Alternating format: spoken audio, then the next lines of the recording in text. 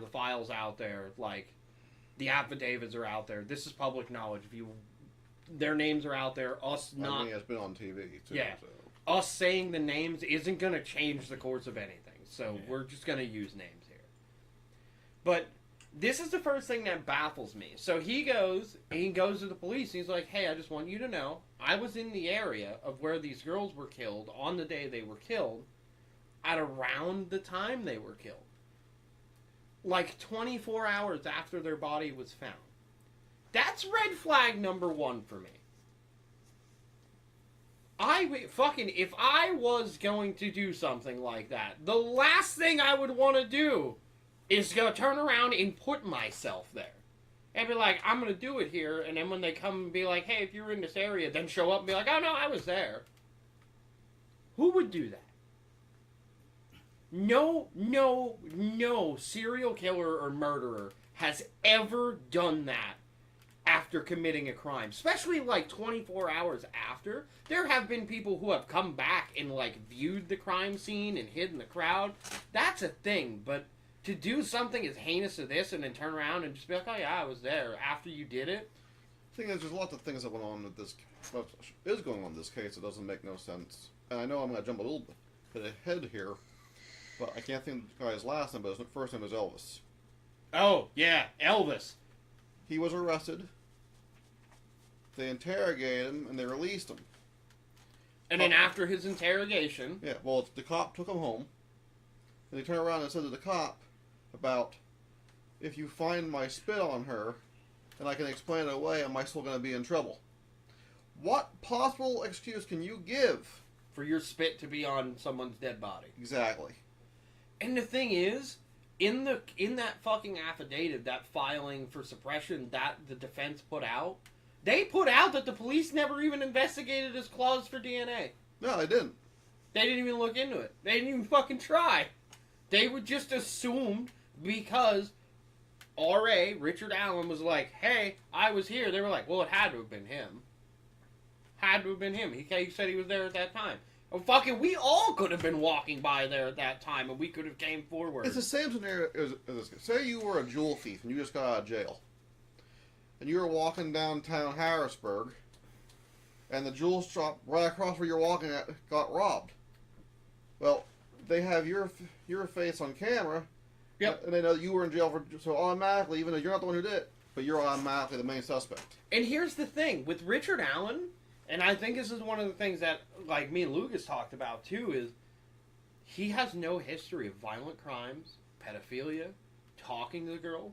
There's no history on his computer, on any of his phones, on anything attached to him to have any connection to the girls that were found dead.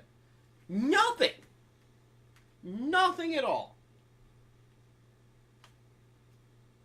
Like, to get probable cause for a unspent .40 caliber shell 5 years later, to go into a home with a warrant, find nothing, and still make an arrest is fucking well, it was also shady. An illegal warrant also that they had. Yeah. Because they went to the judge and lied to the judge about what they needed the warrant for. The warrant didn't hold up, but they did use it anyway. Yep. So that's a problem number one. But now I am going to jump the gun again a little bit here too, because I want to talk about this Odism thing. Which I actually never heard about Odism until I started looking into this case a little bit. So I heard a lot of different, I just never heard of Odism. But there's so many people involved in this, not just the suspects, who are known to be Odinites. Yeah. There were police involved. No, let me finish. You're way ahead. We're going to get back to it. But we're going to come back to it. We're going to be jumping around a lot. But anyway, go ahead. I'll finish But my so, number. like, here's the one thing that I don't understand. If he was there, when they filed for the warrant, wouldn't there have been DNA evidence that they could have used to file for that warrant? Correction, there should have been DNA DNA evidence to then proceed like, hey, we have a strong we have DNA evidence. Strong piece of evidence here that leads us to believe that this person has the connection to what we're looking at. Not, it's him. It's him. And that's the thing. There is, even on the unspent shell that they connected to Richard Allen, there was no DNA evidence from Richard Allen at the scene, but DNA evidence was found. But it's not the guy that's sitting in jail for it. How the fuck?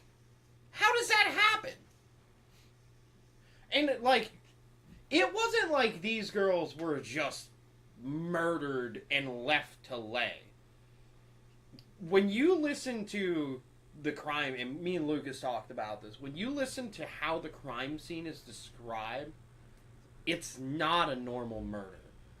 Like, they're like, well, sticks are just sticks.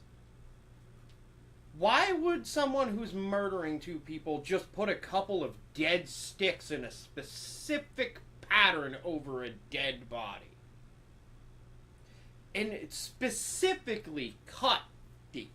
They, when it comes down to Richard Allen, they couldn't even find a tool that he would have used to cut the tree branches to make the rune shape that were laying over top of their bodies. Well, they said that it was cut by an electric saw, which shows premeditation. And he didn't have anything like that. So, in my mind, from what little I understand, and for what we all understand, to us, Richard Allen looks innocent. But then we get into this is where shit starts to get crazy. We get in, Richard Allen's now been in prison for a while. He was arrested in 2022. He was in prison for months. And so, at first, Richard Allen, this is like the key points of when you notice things are going wrong. At first, his defense attorneys are being allowed in and they're being unmonitored.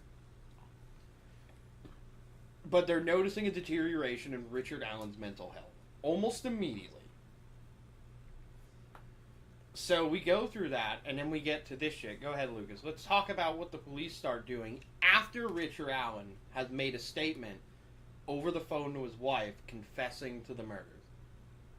The wacky shit that they are doing while he's in jail with his lawyers, which is absolutely, when Lucas goes into this, just remember this is unconstitutional and illegal.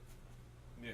So basically, whenever the lawyers were come in, they basically were not allowed to bring in anything anymore. Like, completely nothing. Whenever they would go into the interrogation room, Richard Allen had to be facing the glass so the officers could watch him. And they were recording with a camcorder, basically trying to hide it in the shadows. Illegal as fuck. Because here's the one thing. You are innocent until proven guilty, and Richard Allen has not yet been proven guilty in the court of law of this murder. They have nothing. Like, that's the first big step. And here's the thing.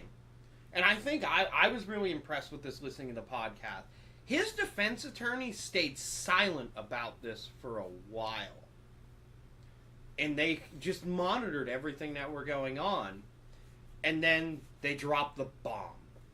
This is the bomb Kyle was talking about. There's key things involved in here that involve people in the prison. Odinism and Odinites. They point out in their big drop that there are people that should have been investigated, like Brad Holder, who I showed Lucas his Facebook. You can scroll through. I see it too. Everything is still there. All the runes. The only thing that's missing are the paintings and stuff that he had done that match the fucking crime scene almost to the T. But then Brad has a falling out with the Odinites. The Odinites did something Brad didn't like, and Brad split ways and stepped down as their leader. That seems weird. Seems really fucking weird. And his, like, cocky attitude, he's like, why would I murder the girl my son's dating? That's fucking stupid, this, that, and the other thing. I'm like, yeah, but you know who actually did it. But you're not going to rat them out because of the whole, even though you're not an Odinite anymore, it's a brotherhood thing. And you would rather see the wrong man rot in prison for your fucking Odinite friend to get off of fucking nasty Well, I don't murder. think it's just that, though, either. A lot of these groups like that, cults like that, if you rat somebody out and you were part of them, or even if you walked away from them, it puts you on a target list. Yeah, you were next to be dead. Yeah. And, like, so the girls' bodies, like the Odinism thing, the first thing they connect is the girls' bodies were... they never confirmed if they were sexually assaulted, but they were definitely, like, clothes from one girl were over top of the other girl. But, like, their bodies were chopped up pretty bad. The trees around them were painted in blood. Not just bloody, painted. They use that specific word. They say when you look at the crime scene photos... There was runes painted on them. There was blood runes painted on the tree. Specific shapes. And they linked the shapes to pictures on Brad's Facebook. They linked the runes to the fucking Brad's Facebook. They did their own investigating with their own private investigator. And I was like, all this links up. And then they brought up the sticks. The sticks are over the girls in shapes of runes. And you know what what were they calling it? Head Command or whatever was the lead of the investigation. That High Command or something. It was like Operation Command or something. It was like Operation Command. Unit Command was like their lead group. And their response to that was, it was just blood and sticks are sticks. A lot of things that were reported to the Unit Command, though. That never made it. No, they just like, whatever. But then, so, here's one of the things his defense attorney pointed out, and this is wild. They noticed at the time, before they had caught on, that certain guards that were watching over Rich and Alan have Odinite patches. They have the symbol of the three triangles for Odinism. And one of them, they both had patches that had to do, said something like, until Odin or something like that. Well, I think there was law enforcement, too, that were involved that also had the Odin patches. Yeah, though. they all found, so they link all of this together, and now you start to see this full picture, and you're like, and I want to make this fucking clear, and Defense Diaries makes this very clear, too. This is not shit the defense is making up. This stuff has been pulled from fucking sworn affidavits. This is real. The defense wasn't just like, oh, we're going to make this up so we have something to have our back. No, this is shit that actually was recorded and documented by 3 officers who are the only 3 officers in the entire case to continue investigating the Odinite angle. And they continue to do it up until now. Let's not forget the mysterious letter and the mysterious professor that they supposedly talked to about it. Yeah, I don't know if you remember that part, but they talk about this professor who's like, oh no, he studied the crime scene and it doesn't have to do anything with Colt. The police can't find this professor. They can't find the paperwork from this professor. They don't even know this professor's name. No one can tell the defense attorneys who this professor The only was. thing is, was it Cambridge University? He was Purdue University is where he was out of. And when they went to Purdue looking for this supposed professional professor, the university was like, what the hell are you talking about? Nobody here that works. No. They just... made it up. The police force have an angle they have to cover. And do I fucking think in all of this that R.A. may not have played a part? I think he may have. I think he may have been, up until the point, I think he may have made the girls go down the hill and walk to where they got to. I don't think he murdered them. I think he may be an accomplice to murder. But I don't think he murdered them. And the only reason why I think he is somewhat a part of it is because of the fact that, which makes no sense to me, they say the unspent .40 caliber shell had the same exact tool markings as his gun. But how would it have tool markings of his gun if it was never fired? The only way the tool markings happen on is on a fired shell. It has to be ejected from the weapon. But they tracked that specific bullet to a box of bullets that he has, and they all have the same identifier number. That's it. But at this point, we don't even know if they planted that box. The fucking police could have got the box from the guy who killed him. Or there's this other angle you can look at here, that maybe Richard Allen knew somebody who was part of this, didn't know that they were part of an occult thing, and they said to him, hey, why don't you meet me here at so-and-so around this time? He's like, yeah, okay. He goes there, friend's not there, but now the murder's taking place. Now these people can use him as a patsy, because he was there. Which, You also think Bill on his Facebook has a 40. yeah. Couldn't he have just asked Richard? Yeah. Just bear him up? Yeah, 100%. If you scroll through fucking Brad Holder's Facebook, there are pictures. It's a 40 caliber Glock laying there. Yeah, I've seen it. Fucking, like... And here's the thing. Here was Brad Holder's alibi. He clocked into work. But when the defense went to work and asked if people seen Brad that day, they're like, I don't know. Anybody can clock anybody in. Lucas can send me his shit. I can clock Lucas in. I can clock you in and you're on leave. I clock him in. You can fucking clock yourself in. Like, it fucking... You, in where he worked, they had punch cards. Okay? Someone could have grabbed his punch card out of the slot, went bang, Brad's at work. Especially if they're affiliated with the same cult angle. Exactly. And then Most lie and be people like, say. oh yeah, Brad's here, he's off over there doing something, he's off over there. Because, mind you, he could have left work and did this. The murders happened over the course of only like an hour. Okay, but how close was his work to where the murders were at? Undisclosed. So shit is shady. So, and the defense goes through all of this, right? And all of this is to suppress Richard Allen's supposed confession of the murder. Big thing we need to keep in mind. Richard Allen is being abused by guards, and it's fairly obvious, and even defense diaries talk about it, and they're like, when I seen him come into court, he looked like a totally different person. He doesn't look like he's been eating, he's just empty, he's blank, there's nothing there. And you gotta keep in mind that. So he's supposedly, if this is the case, and he's being supposedly abused by guards and all of that pressure, and he has the pressure of, here's a big thing, what's the other thing Richard Allen... What are the key questions, Lucas, that Richard Allen kept asking his attorneys every time they would go see him? He kept asking, is his family alright? Is my wife dead? Like, basically keep, like, asking, like, are people I love dead? And that's it. That's been the only thing they've been able to get out of him after his, what I'm going to call, forced confession. And it's one of those things where, like, why would he... As a killer, what would he really be? Would he be afraid the public would go kill his family? Because that's not the case. No. I mean, John Wayne Gacy has kids that are still alive and they have families. Like, some really horrific people's families lived long and are still living on long after the deaths of the nasty motherfuckers who committed the crimes they did.